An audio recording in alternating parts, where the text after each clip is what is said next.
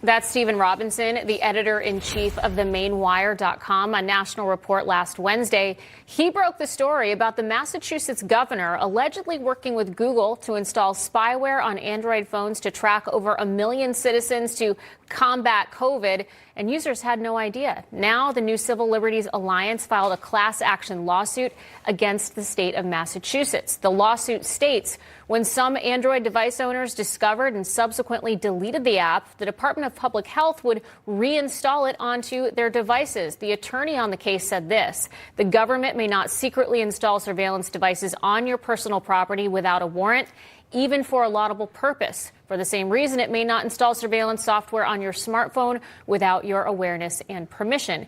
Now, we have reached out to the Massachusetts governor and the Department of Health for comments. We've not heard back. With us now is litigation counsel for the new Civil Liberties Alliance, Sheng Li.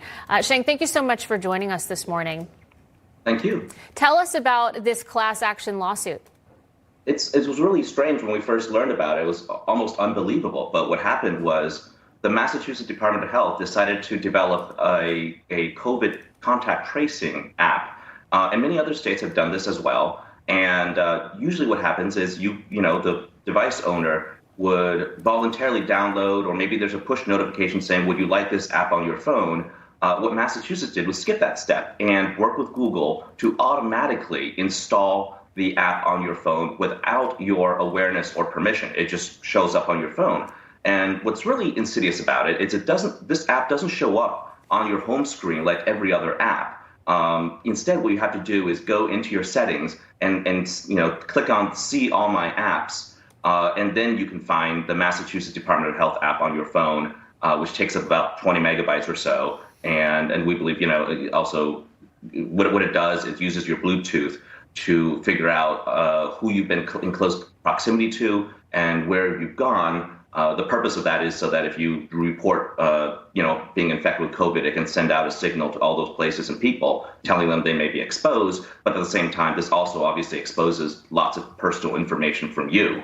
And that would be okay if you voluntarily opted into this, right. But you did not. This thing would just put on your phone in secret and hidden from you because it wasn't put on your home screen. And Sheng, I want to make it clear for our audience that you filed this lawsuit.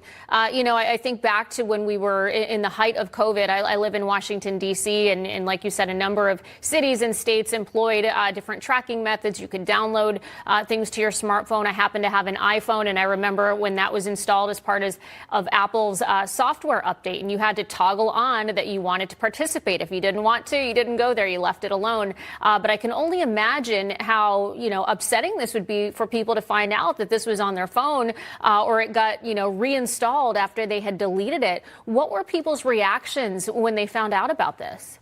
Well, certainly our clients were incensed. And one of our clients had he lives in New Hampshire and just goes to Massachusetts to work. But every time he goes past the state, it seems, it re-downloads on his phone. And if you go to the Google store, this is only for Android devices, as far as we know. So if you go to the Google store, you can look up the Massachusetts COVID tracing app, and there's about 2,000 reviews you can look at. And by far, the vast majority of them are these one-star reviews complaining of the device, of the app downloading on your device without your knowledge, of getting through security apps that parents put on their children's phones, of showing up after you delete it, of people complaining that even when they turn their Bluetooth off, this app seems to turn their Bluetooth back on. Not only does that drain your batteries, but it also creates your Bluetooth interactions with your surroundings will create these records of your contacts and potentially location that creates a location trail for you. Sheng, let me ask you this, because we haven't heard from the Department of Health or any other Massachusetts state officials in regards to who's responsible for this. Will this lawsuit reveal some names here? Will we find some accountability? That's what we hope. We hope to, through discovery, figure out exactly who's responsible. We know a Google spokesperson.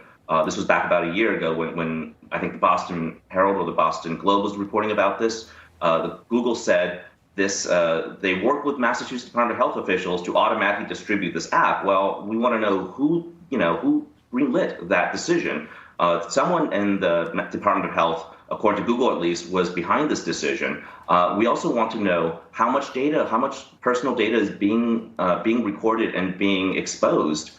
Is this data kept only for a few weeks and then deleted, or is there a lengthy record of your location trail going back months or years? Those are all important questions we hope to have the answers to from the Department of Public Health. Yeah, so many questions and just yet another example of the government working with big tech. A lot of people have concerns. We'll keep following this closely. Sheng Li, thank you for being with us this morning.